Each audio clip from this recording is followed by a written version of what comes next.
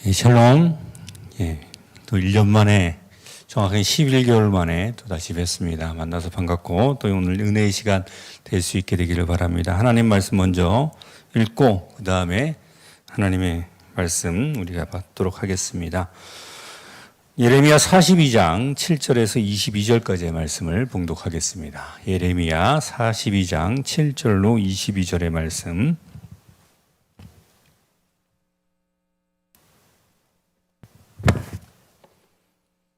봉독하겠습니다. 10일 후에 여호와의 말씀이 예레미야에게 임하니 그가 가레야의 아들 요하난과 그와 함께 있는 모든 군 지휘관과 백성의 낮은 자로부터 높은 자까지 다 부르고 그들에게 이르되 너희가 나를 보내어 너희의 간구를 이스라엘의 하나님 여호와께 드리게 하지 아니하였느냐. 그가 이렇게 이르니라. 너희가 이 땅에 눌러 앉아 산다면 내가 너희를 세우고 헐지 아니하며 너희를 심고 뽑지 아니하리니 이는 내가 너희에게 내린 재난에 대하여 뜻을 돌이킴이라. 여호와의 말씀이니라. 너희는 너희가 두려워하는 바벨론의 왕을 겁내지 말라. 내가 너희와 함께 있어 너희를 구원하며 그의 손에서 너희를 건지리니 두려워하지 말라. 내가 너희를 불쌍히 여기리니 그도 너희를 불쌍히 여겨 너희를 너희 본향으로 돌려보내리라 하셨느니라. 그러나 만일 너희가 너희 하나님 여호와의 말씀을 복종하지 아니하고 말하기를 우리는 이 땅에 살지 아니하리라 하며 또 너희가 말하기를 아니라 우리는 전쟁도 보이지 아니하며 나팔 소리도 들리지 아니하며 양식의 궁핍도 당하지 아니하는 애굽 땅으로 들어가 살리라 하면 잘못되리라. 너희 유다의 남은 자여 이제 여호와의 말씀을 들으라. 만군의 여호와 이스라엘의 하나님께서 이와 같이 말씀하시되 너희가 만일 애굽에 들어가서 거기에 살기로 고집하면 너희가 두려워하는 칼이 애굽 땅으로 따라가서 너희에게 미칠 것이요 너희가 두려워하는 기근이 애굽으로 급히 따라가서 너희에게 임하리니 너희가 거기에서 죽을 것이라. 무릇 애굽으로 들어가서 거기에 머물러 살기로 고집하는 모든 사람은 이와 같이 되리니 곧 칼과 기근과 전염병에 죽을 것인즉 내가 그들에게 내리는 재난을 벗어나서 남을 자가 없으리라. 만군의 여호와 이스라엘의 하나님께서 이와 같이 말씀하시되 나의 노여움과 분을 예루살렘 주민에게 부은 것 같이 너희가 애굽에 이를 때에 나의 분을 너희에게 부으리니 너희가 가증함과 놀램과 저주와 치욕거리가 될 것이라. 너희가 다시는 이 땅을 보지 못하리라 하시도다. 유다의 남은 자들아 여호와께서 너희를 두고 하신 말씀에 너희는 애굽으로 가지 말라 하셨고 나도 오늘 너희에게 경고한 것을 너희는 분명히 알라. 너희가 나를 너희 하나님 여호와께 보내며 이르기를 우리를 위하여 우리 하나님 여호와께 기도하고 우리 하나님 여호와께서 말씀하신 대로 우리에게 전하라. 우리가 그대로 행하리라 하여 너희 마음을 속였느니라.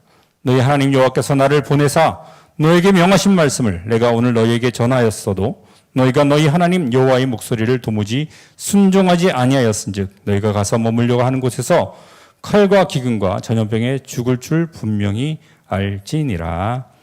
아멘. 다시 한번 인사하겠습니다. 샬롬. 이 어려운 상황 속에서 항상 하나님의 평화가 우리 모든 성도들과 함께 하시기를 예수 그리스도의 이름으로 축원합니다.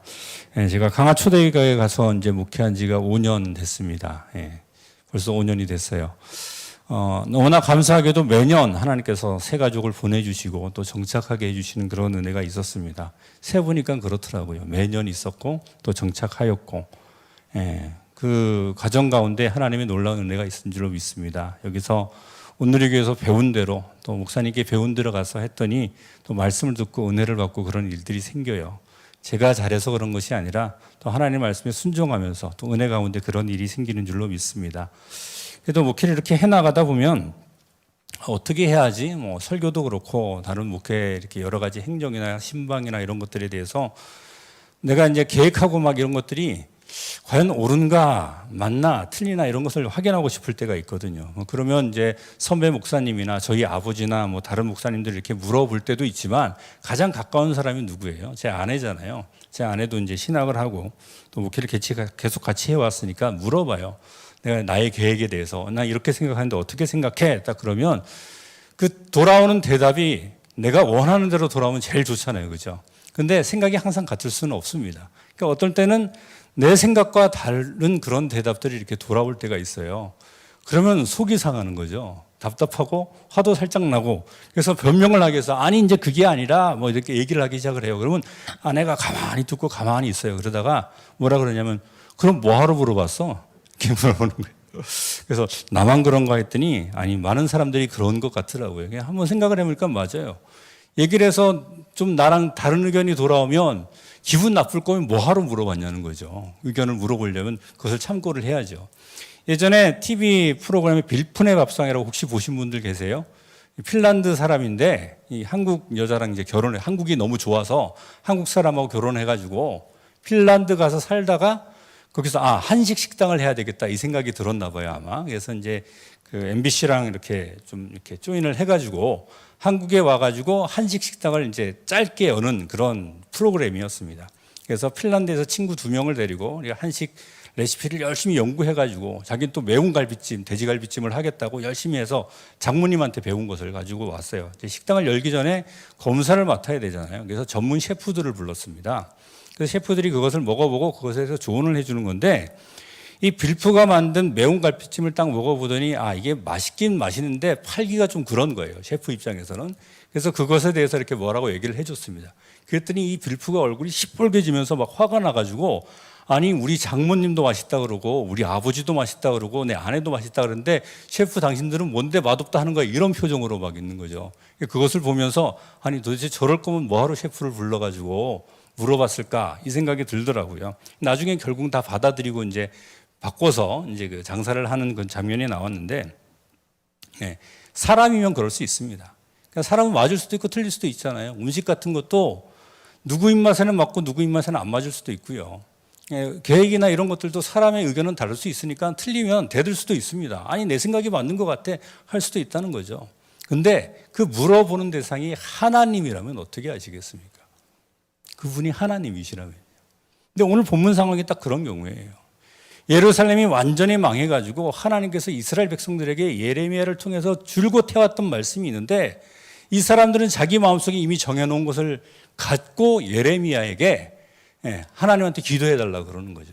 그리고 그 대답을 기다린 지 열흘이 지난 다음에 나왔던 하나님의 응답과 명령이 오늘 본문의 말씀입니다. 그래서 오늘 본문의 말씀으로 하나님의 응답과 명령이라는 제목을 잡아봤는데요.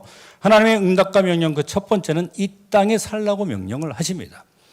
오늘 본문 10절에 보면 너희가 이 땅에 눌러앉아 산다면 내가 너희를 세우고 헐지 아니하며 너희를 심고 뽑지 아니하리니 이는 내가 너희에게 내린 재난에 대하여 뜻을 돌이킴이라 라고 말씀하고 있습니다.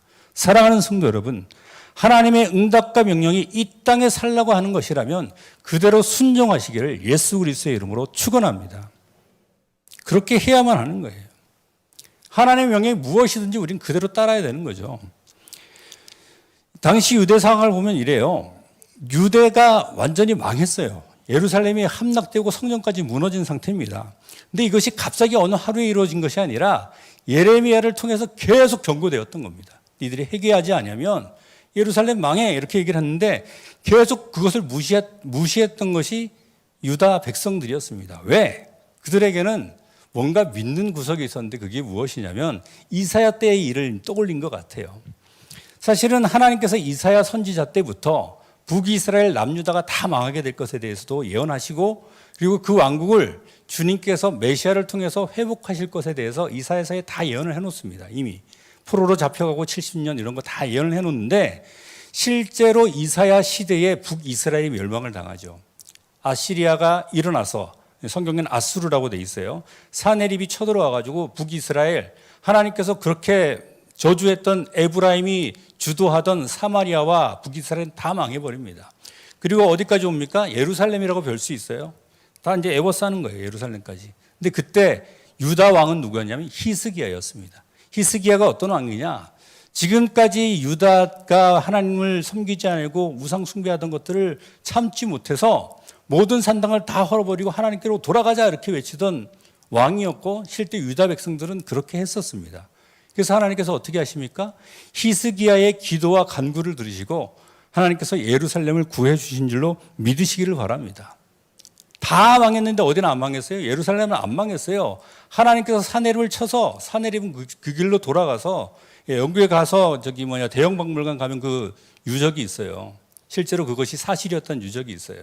사내립이 가서 망합니다. 아수르가 멸망당해요. 그 일 때문에.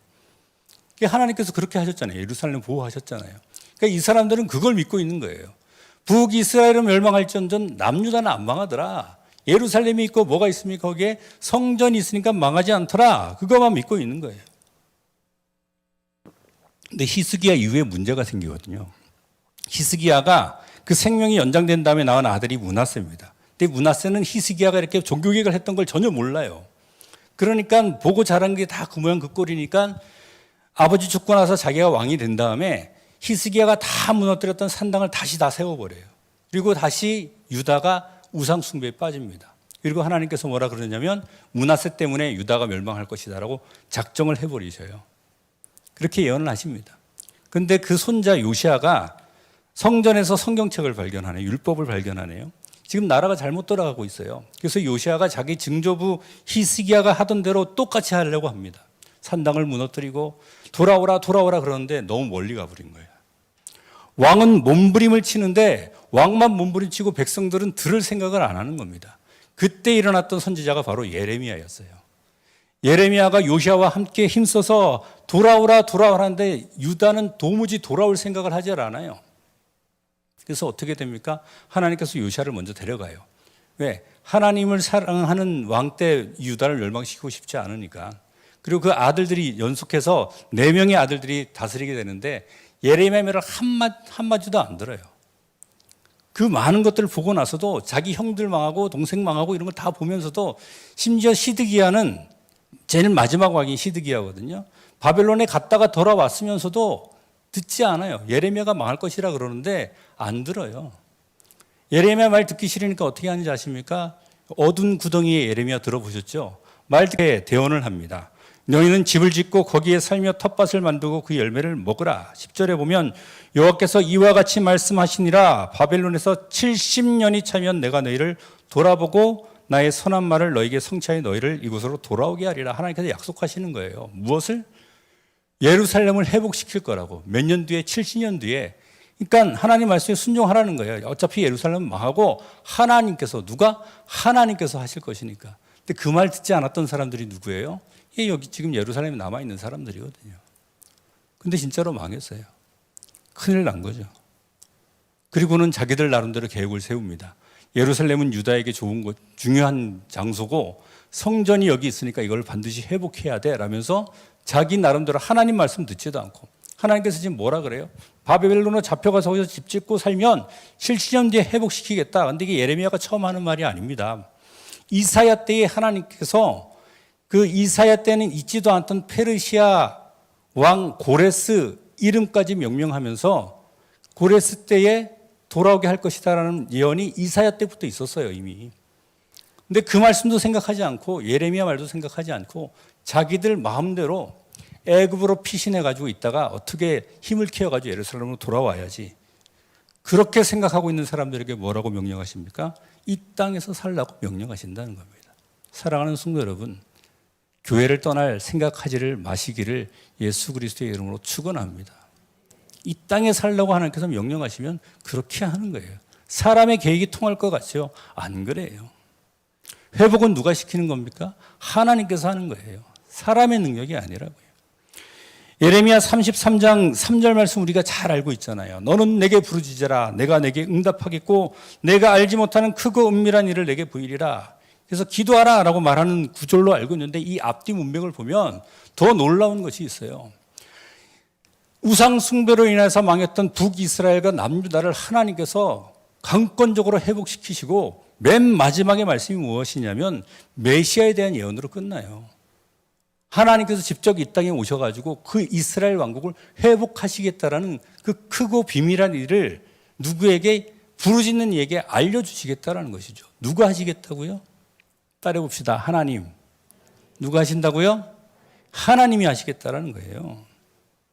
당시 유다 사람들은 예레미야에게 와서 물어보죠. 근데 예루살렘을 핑계로 이미 자기의 인간적인 계획을 다 세워놨어요. 하나님의 뜻이나 하나님의 계획 같은 거는 안중에 없습니다. 이미 성경에 다 있는데도 불구하고 하나님의 말씀이 다 이미 떨어졌어요. 믿음이 무엇입니까? 믿음. 오직 의인은 믿음으로 말미암아 살리라. 할렐루야. 우리가 신앙생활하는 건 믿음으로 살아간다는 것이잖아요. 이 믿음이 뭡니까? 내가 믿음이 좋아서 하나님께서 움직이시는 겁니까? 아니면 나는 아무것도 아닌데 하나님께서 내 믿음을 통해서 일하시는 겁니까? 누가 하는 거예요? 하나님이 하시는 거예요. 믿음에 대한 제일 확실하게 표현한 성경 구절이 이거예요. 에베소서 2장 8절에 보면 너희는 그 은혜에 인하여 믿음으로 말미암아 구원을 받았으니 이것이 너희에게서 난 것이 아니요 누구의 선물이라? 하나님의 선물이라. 내가 하는 게 아니에요. 믿음이라는 건 하나님께서 하는 것인 줄로 믿으시기를 바랍니다. 근데 지금 유다 백성들은 무슨 생각을 해요? 자기 계획을 갖고 있어요. 하나님의 계획을 이미 알려줬음에도 불구하고 자기 계획을 가지고 또 물어보는 거예요. 우리가 기도할 때 모습이 어떻습니까? 하나님께서 하시겠다는 약속의 말씀 혹은 하나님의 뜻을 구합니까? 아니면 내가 이미 다 정해놓고 이것은 분명히 하나님의 뜻일 거야 라고 정해놓고 하나님 이게 내 뜻이 하나님의 뜻이 맞죠? 아니 맞다니까요. 이렇게 기도하는 것이 우리의 모습 혹시 아니에요? 하나님께서 이 땅에 살라고 하면 그 명령에 따라 순종하는 성도들이 되시기를 예수 그리스도의 이름으로 축원합니다. 이삭이 도망을 가려고 그랬어요. 아브라함 때에 아브라함이 하나님께서 내게 지시할 땅으로 가라 해서 그 지시한 땅으로 갔다고요. 갔는데 거기서 아브라함을 쫓아내려고 마귀가 거기에 기근을 들게 해요. 그래서 아브라함이 불강력적으로 어쩔 수 없이 어디로 내려가냐면 애굽으로 내려가 버리죠. 그래서 어떤 일을 당합니까? 엄청 곤란한 일을 당해요. 자기 아내를 뺏길 뻔했어요. 예수 그리스도와 관련돼서 엄청 큰 일이 벌어질 뻔했는데 하나님께서 관건적으로 건져주신 것이 은혜였습니다. 근데 그런 일이 있었는데 이삭 때 또 똑같은 일이 벌어진 거예요. 인간의 힘으로는 어떻게 감당할 수 없는 기근. 그래서 이삭이 어디로 내려갑니까? 남쪽으로 내려가요. 근데 하나님이 딱 가로막아요. 이번에는. 창세기 26장 2절에 보면 이렇게 기록되어 있습니다. 여호와께서 이삭에게 나타나 이르시되 애굽으로 내려가지 말고 내게 지시하는 땅에 거주하라. 이 땅에 거류하면 내가 너와 함께 있어 내게 복을 주고. 지금 여기 기근이 들었어요. 비가 안 내려요. 농사가 됩니까? 안 됩니까? 안 되죠. 그러면 인간적으로 생각하면 어떻게 돼야 됩니까? 곡창지대인 애굽으로 가야 돼요. 그 교과서에도 나오는 그 비옥한 그 삼각주 거기까지 가서 곡물을 얻어야 되는 겁니다. 근데 하나님은 어떻게 명령합니까? 내려가지 말고 여기 머무르라는 거예요. 이삭이 순종했을까요? 안 했을까요? 순종한 줄로 믿으시길 바랍니다. 이삭도 여러 가지 어려움을 당해요. 하나님 명령에 순종한다고 해서 우리가 알고 있는 면사형통은 안 열어줍니다. 그런데 놀라운 것은 무엇이냐면 그 말씀에 순종했더니 창세기 26장 12절에 보면 이 땅이 그 땅에서 농사하여 그 해에 100배나 얻었고. 할렐루야. 이게 하나님의 능력인 줄로 믿으시길 바랍니다. 기근이 들었다고요. 가뭄이라고요. 비가 안 오면 농사 망쳐요. 지금 우리 교회가 농촌이라서 제가 잘 아는데요. 비가 너무 많이 와도 망치고 안 와도 망칩니다. 올해는 가을에 비가 와가지고 좀 농사가 좀 힘들었어요. 걱정이 많이 됩니다. 김장도 제대로 못했어요. 배추가 다 썩어가지고. 배추값 되게 비쌀걸요. 가뭄이 들면 못해요 원래. 근데 어떻게 됐다고요? 하나님이 함께 하시니까 100배의 결실을 믿은 줄로 믿으시길 바랍니다. 하나님의 명령이 우리한테 되게 비현실적인 것 같을 때가 되게 많아요. 살다 보면. 하나님 그거는 성경에 그렇게 기록되어 있는 거고요. 실제로는 안 그렇잖아요. 현실이라는 게 있는데 그거 아니에요. 그러면 축복이 올 것 같습니까? 몰라요. 세상적으로는 통할지는 모르지만 하나님의 축복은 없습니다. 오늘날 가나안 성도라는 사람들이 참 많아졌습니다. 한국 교회는 더 이상 희망이 없다고 교회를 막 떠나가요. 사람들이. 한국 교회에서 볼 것 다 봤다고 이제는. 성령께서 교회를 떠나셨습니까? 성령께서 그대로 계신 줄로 믿으시길 바랍니다. 여전히 그래도 이 땅의 희망은 교회고 교회 안에 하나님의 해법이 있는 줄로 믿으시기를 예수 그리스도의 이름으로 축원합니다. 가지 말라면 그 말씀 그대로 순종하는 우리 온누리교회 모든 성도들이 되시기를 예수 그리스도의 이름으로 축원합니다. 하나님의 응답과 명령 그 두 번째는 애굽으로 들어가 살지 말라고 하십니다. 오늘 보면 19절에 기록되어 있습니다. 유다의 남은 자들아 여호와께서 너희를 두고 하신 말씀에 너희는 애굽으로 가지 말라 하셨고 나도 오늘 너희에게 경고한 것을 너희는 분명히 알라. 사랑하는 성도 여러분, 하나님의 응답과 명령이 애굽으로 가지 말라는 것이면 애굽으로 가지 않게 되기를 예수 그리스도의 이름으로 축원합니다. 애굽을 의지한다는 것은 성경의 창세기부터 요한계시록까지 다 세상을 상징하는 거예요. 애굽은 속세, 세상적인 것, 이것을 상징하는 거예요. 그래서 애굽을 어떻게 합니까? 이스라엘 백성들이 탈출하죠, 그죠? 거기 가서 하나님께서 이제 말씀하신 대로 요셉 때에 70명의 이스라엘 사람들이 가서 이스라엘의 가족이 가죠. 거긴 70명이 가족이었어요. 근데 400년 동안 살면서 한 민족이 됩니다. 그러고 나서 하나님께서 400년 뒤에 어떻게 하십니까? 애굽에서 그들을 불러내서 하나님의 약속의 땅에 집어넣으면서 아브라함에게 하신 약속을 성취하기 위한 발걸음이 시작이 되는 거예요. 그것이 무엇을 상징하냐면 세상으로부터 분리되어서 하나님께로 향해서 가는 성도들을 그대로 상징하는 모습이 바로 그 모습이라는 거예요. 성도는 무엇입니까? 출애굽 여정이 세상을 등지고 하나님의 그 영원한 나라를 향하여서 가는 성도들의 발걸음을 상징적으로 나타나는 것이라는 겁니다. 그런데 그 탈출했던 애굽으로 다시 가겠다 하는 것, 의지하겠다 하는 건 뭡니까? 등지고 하나님 바라보다가 이제 뒤로 돌아태가지고 세상을 향해서 다시 가겠다는 것과 똑같다라는 것이죠. 사랑하는 성도 여러분, 하나님의 응답과 명령은 세상적인 것을 의지하지 말라고 주님께서 명령하시는 줄로 믿으시기를 예수 그리스도의 이름으로 축원합니다. 세상적인 방법을 다시 쓰지 말라는 거예요. 예수님 믿기 전에 출애굽하기 전에는 거기에 법대로 살았을지는 모르지만 우린 거기를 떠나왔잖아요. 세상적인 방법으로 살아가는 것이 결코 아니에요. 예전에는 그 방법이 통했는지 몰라요. 예전에는 그렇게 살았는지 몰라요. 거듭나기 이전에는.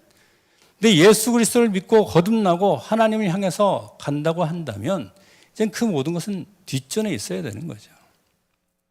사도 바울은 유대인 중에 유대인이었습니다. 바리새인이었고요. 가말리엘의 문화생이었습니다.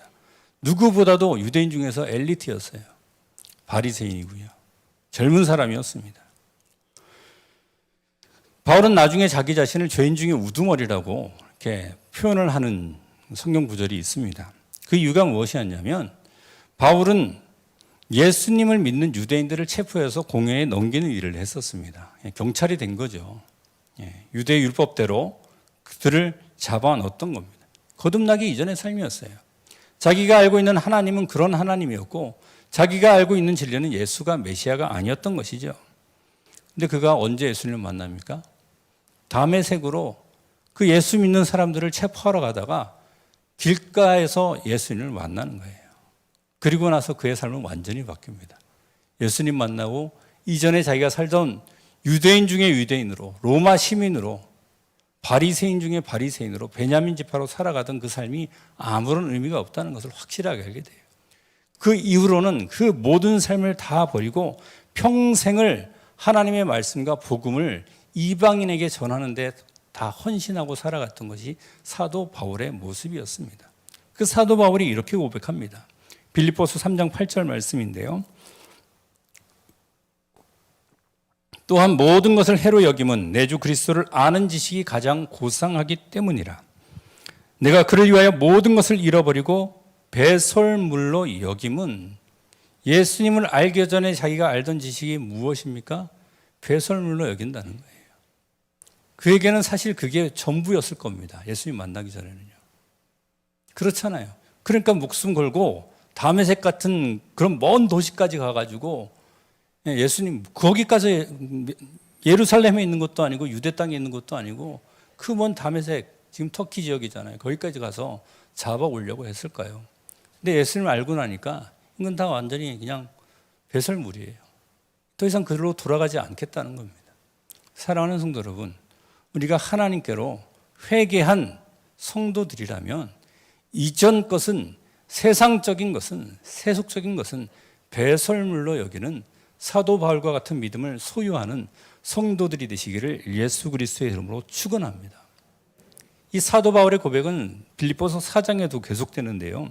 빌립보서 4장 11절에 보면 이렇게 기록되어 있습니다. 내가 궁핍함으로 말하는 것이 아니니라 어떠한 형편에든지 나는 자족하기를 배웠노니 나는 비천에 처할 줄도 알고 풍부에 처할 줄도 알아. 모든 일 곧 배부름과 배고픔과 풍부와 궁핍에도 처할 줄 아는 일체의 비결을 배웠노라. 내게 능력 주신 자 안에서 내가 모든 것을 할 수 있느니라. 우리는 요 마지막 구절만 좋아하죠. 내게 능력 주신 자 안에서 내가 모든 것을 할 수 있느니라. 다 덤벼! 뭐 이러잖아요. 근데 이게 그 뜻이 아니에요. 내게 능력 주신 자 안에서 내가 모든 것을 할 수 있다는 것이 내가 계획해 놓은 걸 갖다가 하나님께서 능력만 주시면 다 할 수 있다 이게 아니에요. 그 앞에 구절을 봐야죠. 뭐라고 돼 있습니까?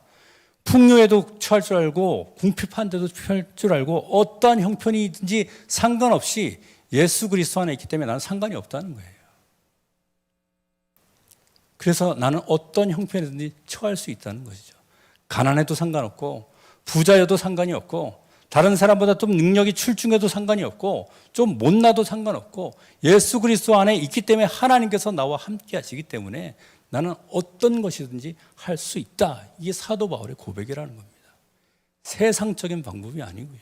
세상 사람들이 사람을 외모로 판단하는 그것이 아니고 하나님 앞에서 예수 그리스도 안에서 나를 통하여서 이루실 그 일을 기대하면서 나는 모든 것을 할 수 있다라고 말하는 거죠. 거듭난 이후에 사도 바울은 세상적인 것 전혀 연연하지 않습니다. 어느 도시에 가면 대접을 잘 받을 때도 있습니다. 로마 시민이라고 주교상을 받을 때도 있습니다. 그거 그대로 좋았어요. 어디에 가면 매를 맞을 때도 있어요. 그거 그대로 좋았어요. 그럼에도 불구하고 하나님의 능력으로 끝까지 복음을 증거하고 하나님의 교회들을 세워나갔던 것이 사도 바울의 그러한 모습이었던 것을 우리가 기억해야 될 줄로 믿습니다. 그런데 출애굽했던 이스라엘 백성들은 어떻게 했습니까? 출애굽했던 이스라엘 백성들은요 다 광야에서 죽었어요. 40년 동안 살았죠. 출애굽했던 1세대 중에서 그 하나님의 약속의 땅에 들어갔던 사람은 여호수아와 갈렙 단 2명밖에 없고 나머지는 다 죽었어요. 왜 그런지 아십니까? 하나님께서 건져주셨잖아요. 그 능력을 보았잖아요.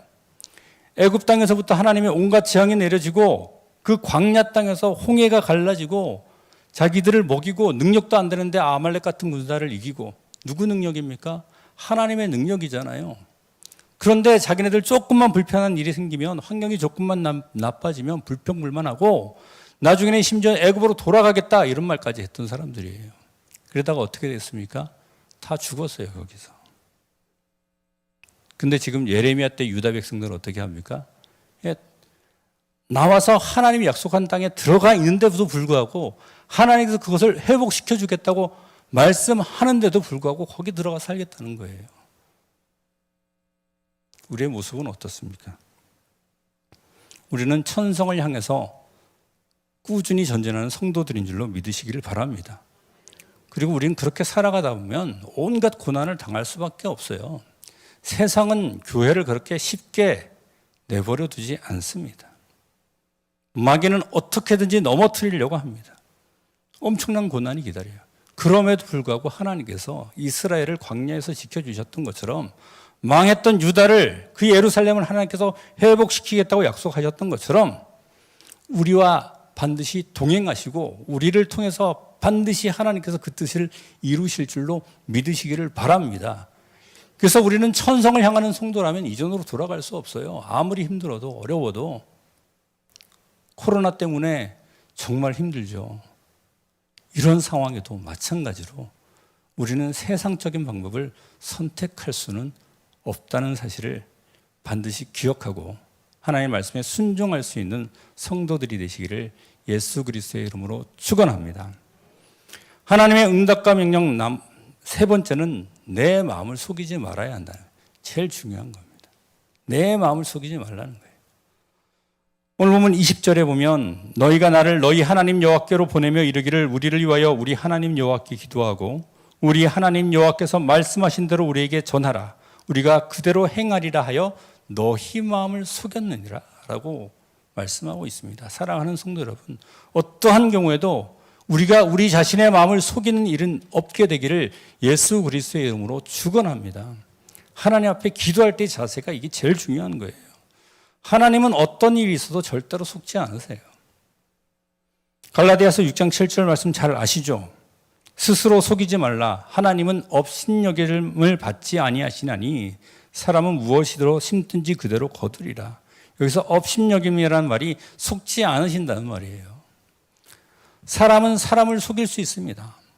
예, 안 들키고 속일 수 있어요. 내가 거룩한 척도 할 수 있고, 내가 아주 선한 척도 할 수 있고, 겸손한 척도 할 수 있고, 얼마든지 사람 속일 수 있습니다. 사람은 그렇게 속일 수 있어요. 근데 하나님은 속으십니까? 안 속으십니까? 안 속아요, 하나님은. 어떠한 가장스러운 그런 모습을 보여도 하나님은 다 아신다는 거죠. 근데 더 큰 문제는 무엇이냐면, 다른 사람 속이는 것까지는 그렇다 쳐요. 왜냐하면 속이는 것을 내가 인지하고 있으니까. 근데 더 심각한 문제는 자기 스스로도 속일 수 있다는 거예요, 사람이. 나는 안 그러니까. 나는 안 그러니까. 저 사람은 그런데 나는 아니야. 저기는 그런데 나는 아니야. TV에 나오는 저 사람은 그런데 나는 아니야. 그러면서 나를 속이는 거예요. 유다 백성들, 여기 유다 백성들이 그러잖아요, 지금. 하나님 앞에 나와서 예레미야에게 얘기하는 건 무엇입니까? 하나님께서 말씀하는 대로 따라갈게요 라고 말했죠. 근데 아니에요. 이들은 처음부터 예레미야 말을 한 번도 들었던 적이 없습니다. 하나님의 말씀을 들었다면 포로로 잡혀갔어야죠. 근데 거기 있다가 예루살렘이 완전히 망했어요. 폐허가 돼버렸어요. 더 이상 거기서 살기가 너무나 어려운 상황이 된 거예요. 그러니까 이제서야 어디로 가보겠다는데 그게 하나님께서 지시하신 바벨론이 아니라 어디가 돼버린 겁니까? 애굽이 돼버린 거죠. 그러면서 우리는 하나님 말씀에 순종할 거야 라고 자기를 속여버리는 겁니다. 사랑하는 성도 여러분, 우리는 어떠한 경우에도 하나님의 음성과 그분의 뜻에 귀를 기울일 수 있는 성도들이 되기를 예수 그리스도의 이름으로 축원합니다. 그런데요, 요즘 젊은이들이 그래요. 답정너라고. 답은 이미 정해져 있는 너. 이렇게 답정너예요. 무엇을 물어봐도 답은 정해져 있어요. 내가 기도할 때 이미 나는 답은 정해져 있어요. 하나님 말씀대로 하겠다라고 나의 마음은 속이면서 답은 이미 정해져 있는 그런 경우가 얼마든지 우리의 삶 속에 있다는 겁니다. 나는 나를 속이지 않았습니까? 근본적인 질문을 다시 한번 해보겠습니다. 예수님을 왜 믿습니까? 성도로서 우리는 끊임없이 이걸 계속 질문해 봐야 돼요. 예수님 왜 믿습니까? 교회를 왜 다녀요? 기복신앙이라는 얘기 듣죠. 복을 기원한다 이렇게 얘기를 하는 건데 예수 믿으면 복 받습니다. 아멘. 맞아요. 근데 그 복이 하나님께서 우리에게 주시고자 하는 복입니까? 아니면 내가 바라는 복입니까? 하나님께서 우리에게 주시고자 하는 복이 무엇입니까? 예수님을 믿으십니까? 아멘? 예수님 믿으십니까? 예수님 믿는다는 게 뭐예요? 그냥 예수님이 존재라는 게 있고 기독교라는 게 있고 그 안에서 가르치는 예수님이 있고 그 존재를 아는 게 예수님 믿는 겁니까? 예수님 믿는다는 것은 신뢰한다, 의지한다라는 걸 포함하는 거거든요. 그러면 하나님의 뜻을 알고 예수님의 뜻대로 살겠다라는 거예요. 누구 뜻을 알아야 되는 거예요? 예수님의 뜻을 알고 하나님의 뜻을 알아야 되는 거예요. 근데 내 마음에 내 뜻이 이미 정해져 있어요. 그리고 예수님한테 예수님 내 뜻이 이거니까 예수님이 좀 따라오세요. 기도할 때 내가 듣고자 하는 응답은 이미 정해져 있습니다. 그리고 그 뜻대로 이루어지지 않으면 하나님이 응답이 없네. 그러는 거예요. 혹시 그러지 않습니까? 아까 말씀드렸던 답정너. 답은 정해져 있고 무엇을 기도하든지 내가 원하는 대로 하나님께 응답을 기다리는 것. 전도서 9장 2절에 보면 이런 기록이 있습니다. 모든 사람에게 임하는 그 모든 것이 일반이라. 의인과 악인, 선한 자와 깨끗한 자와 깨끗하지 아니한 자, 제사를 드리는 자와 제사를 드리지 아니하는 자에게 일어나는 일들이 모두 일반이니 선인과 죄인, 맹세하는 자와 맹세하기를 무서워하는 자가 일반이로다. 아주 무서운 말씀입니다. 욥기를 읽으면 이 말씀이 좀 이해가 되는데요. 사람들이 일반적으로 이해하는 것은 선하게 살면 복을 받고 나쁘게 살면 벌을 받는다. 이렇게 여겨요. 그죠? 그래서 어떻게 못 사는 사람은 저 사람은 죄 지어서 저래. 잘 사는 사람 보면 저 사람은 하나님 말씀에 순종해서 저래. 쉽게 판단해 버리잖아요. 근데 전도서에서 솔로몬은 그러질 않아요.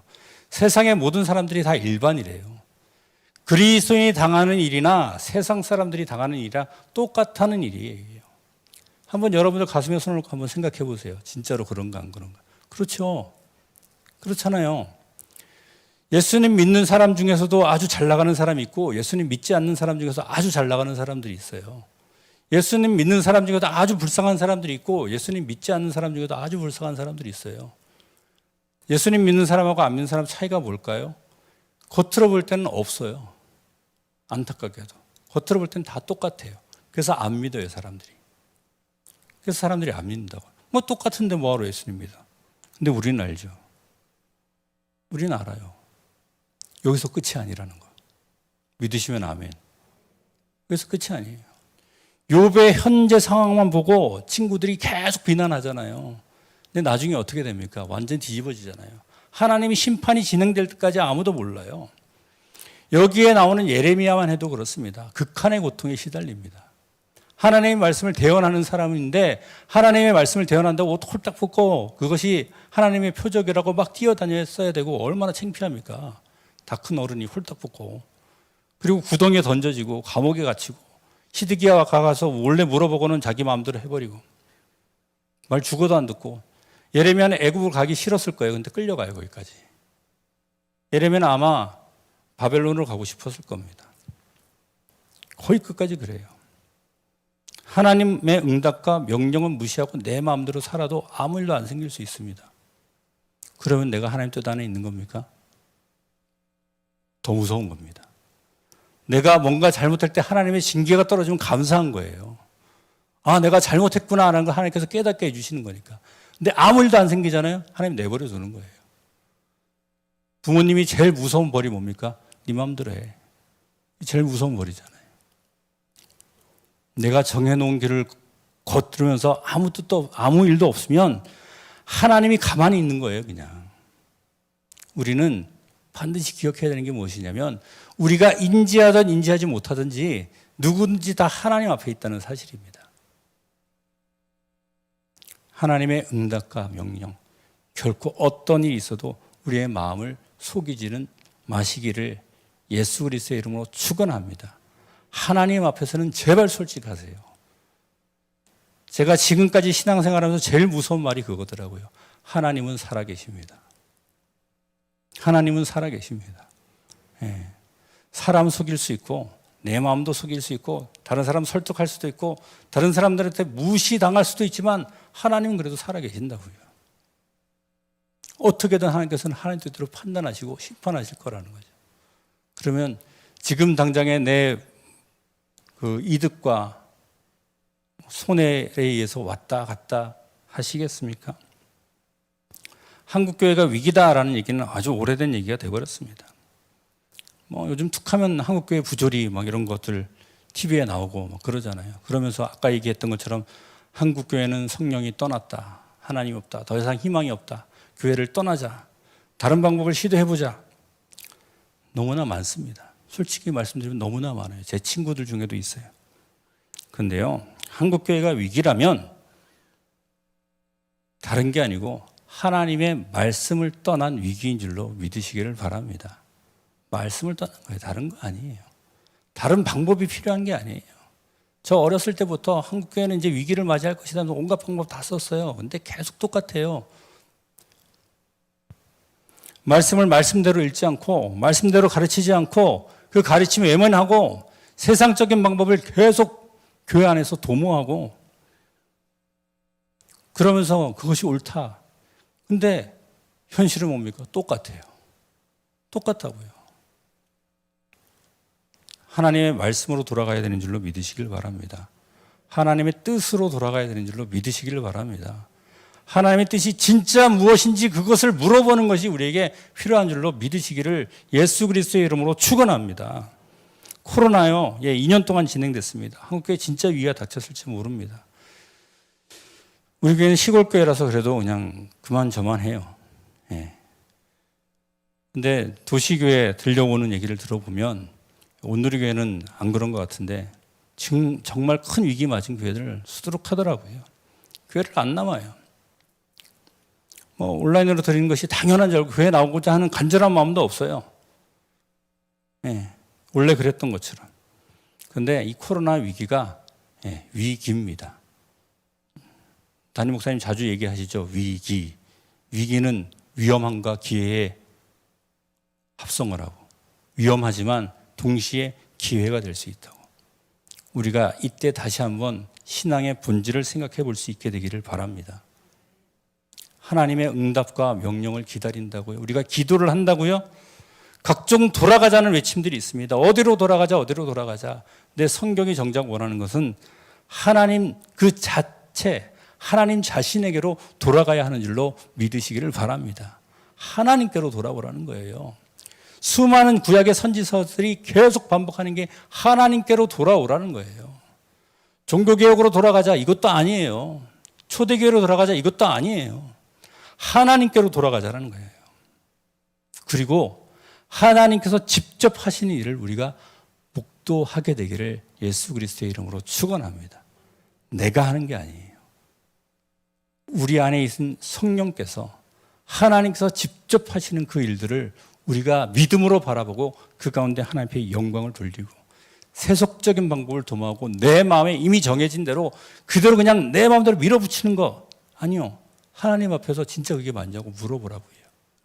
그리고 그 뜻대로 순종할 수 있는, 그래서 하나님의 그 영광을 바라볼 수 있는 우리 온누리 교회의 모든 성도들이 되시기를 예수 그리스도의 이름으로 축원합니다. 우리 함께 찬양하기를 원합니다. 주는 완전합니다. 사람은 부족합니다. 할 수 있는 게 제한적이에요. 세상에 있는 모든 걸 봐도 그렇잖아요. 근데 하나님은 완전하시고 우리의 모든 것들을 다 이루실 수 있는 그분인데 그 완전한 우리 주님을 찬양하며 우리 함께 기도하는 시간 갖도록 하겠습니다.